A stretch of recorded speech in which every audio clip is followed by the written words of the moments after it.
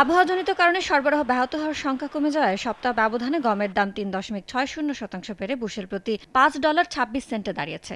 আর মাস ব্যবধানে বেড়েছে ২.৫৪%। পর্যাপ্ত উৎপাদন না হওয়ার শঙ্কা বিরাজ করায় বিশ্ববাজারে চালের দাম গেল অক্টোবরের পর থেকে সর্বোচ্চে পৌঁছেছে। সপ্তাহ ব্যবধানে প্রতি ১০০ পাউন্ডের দাম ১.৫৮% বেড়ে দাঁড়িয়েছে $10.৯৬। আর মাস ব্যবধানে বেড়েছে ১৫.২৫%।